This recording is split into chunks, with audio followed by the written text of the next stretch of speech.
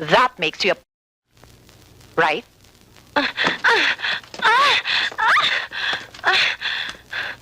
Binabalaan kita.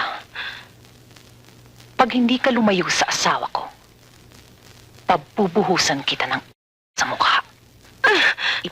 Kita.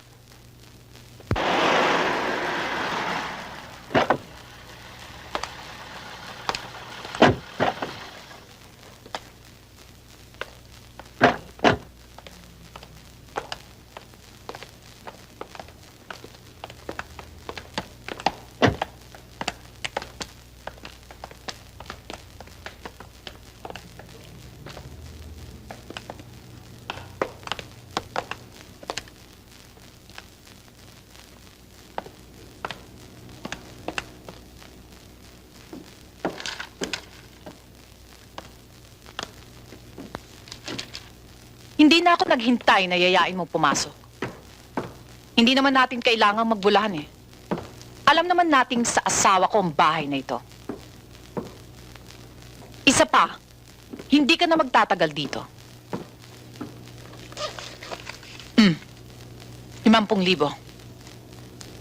Sobra-sobra ito para makaarkila ka ng bahay na mas malaki dito. Bumili ka ng bahay sa Bliss. Ilagay mo na lahat ng damit mo sa maleta at umalis ka na sa bahay na ito. Hindi ka na babalikan pa ni Edmundo. Tapos na kayo. Si Edmundo lamang ang makapagsasabi sa akin yan at hindi ikaw. Umalis ka na sa buhay ng asawa ko. Nagkatasan mo na siya ng husto. Bakit hindi ka maghanap ng ibang lalaki? Yung may asawang madaling maloko. Huwag mo akong tratuhin katulad ng ibang babae ng asawa mo. Hindi ako... Tumatanggap ka ng pera sa asawa ko buwan-buwan, di ba? Regular mo rin siyang pinagseservisyon sa... That makes you a... Right?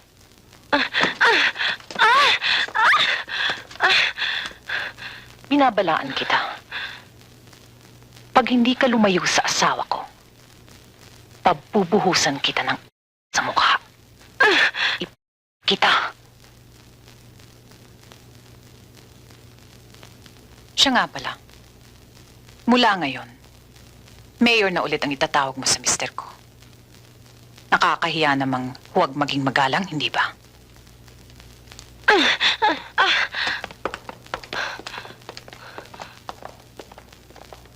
Iniwan kong pelikula ng dahil sa'yo. Pati pamilya ko na skandalo ng dahil sa akin. Ginawa mo akong ibon sa hawla na nandyan pag gusto mo.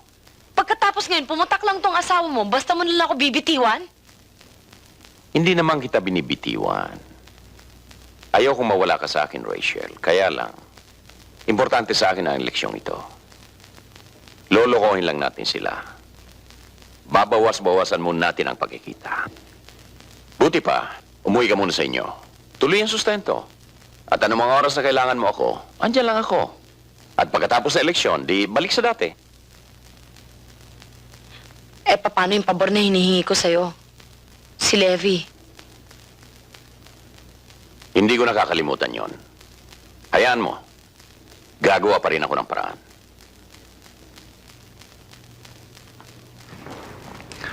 Minsan naiingit ako sa mayayaman, gaya ni na Eric. Miski anong gusto nilang pag-aralan, miski anong gusto nilang bilhin, kaya nila. Anong ginawa nila, ba't sila naging mayaman? Anong di ko nagawa, ba't ako naging mahirap? Kala ko kasalanan ng maging mahirap.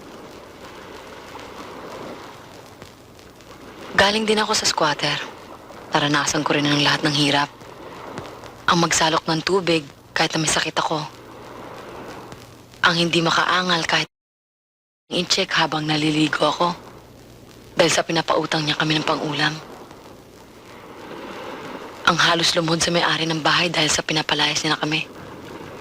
Kung pagmamasdan ka ngayon, di aakalain galing ka sa squatter.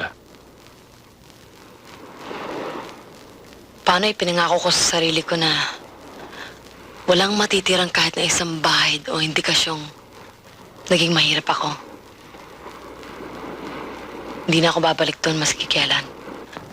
Sabi mo, may kaibigan kang nakakulong ngayon.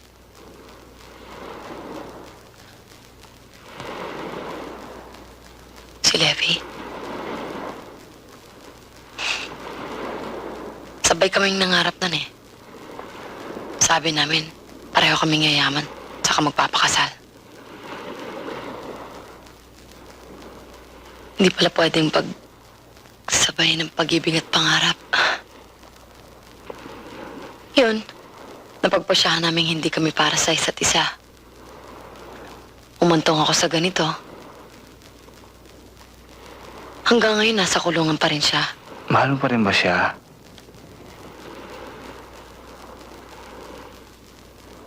Hindi ko siya nakakalimutan.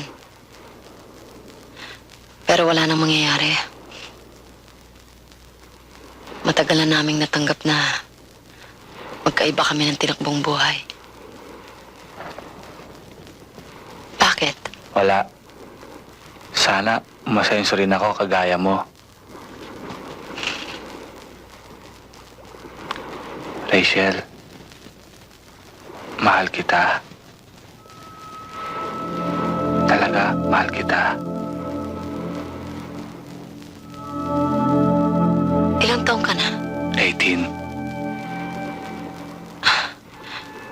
Nag-uumpisa ka pa lang.